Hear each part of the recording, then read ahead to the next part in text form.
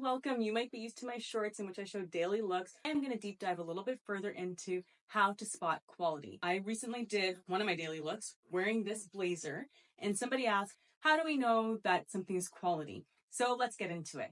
Hi, if we haven't met before, my name is Afia Francisco. I'm a former editor. I'm a current lifestyle television expert. Quality isn't always dictated by price. The most important thing is to check the label. What you want to look for is composition of materials. So it doesn't necessarily always have to be 100% natural materials, but you definitely want the majority of it to be. So for example, your cottons, your linens, cashmere, wool, those kind of materials really do stand the test of time. Now, I won't say that you can't go to synthetics. They do have a place.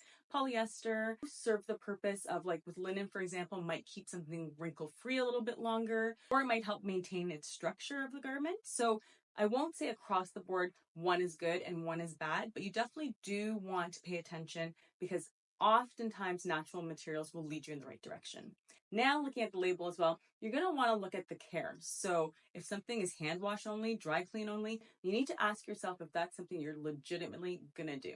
I reserve those for pieces that I'm going to wear infrequently, or typically I have a buffer. Like, so a jacket, for example, typically doesn't take that much wear and tear or body odor because I have something underneath it.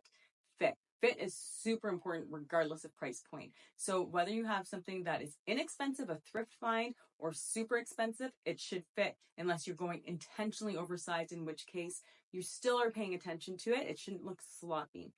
We've all heard that our tailor is our best friend, and it's with good reason. When a garment fits properly, it really does look more elevated. Look for interesting details. So for example, this jacket has a really interesting finish to it.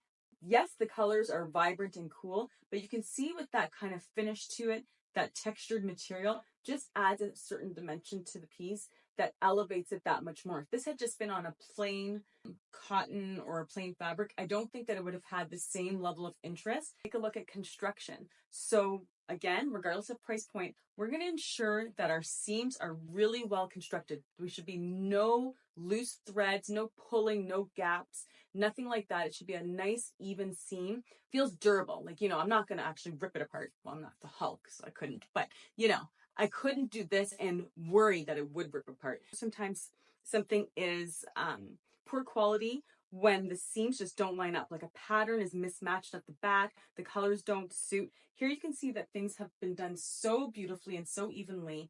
And you know what? The inside is as important as the outside. You might think like, whatever, nobody's going to see it, but and you see it, and it's just another indication that something has been made with care and intention. Similarly as what I said outside, the inside, the seams are really nice as well. There's no pulling or tearing. Another indication that an item is quality. This really is a cute jacket. I don't wear color a lot, but she spoke to me where an item was made. Now, that is not exclusively so. This happens to be made in France, but there are beautiful items made all around the world. It's not a guarantee that something is great quality or poor quality, depending on where it is, but it might be the final step in recognizing that an item either is not up to snuff or is up to snuff if you are otherwise confused. I hope this helps next time you're out there shopping. Be sure that it meets all your standards regardless of the price point. Feel free to leave a comment and subscribe. And you know what? I really appreciated the questions, so please keep them coming.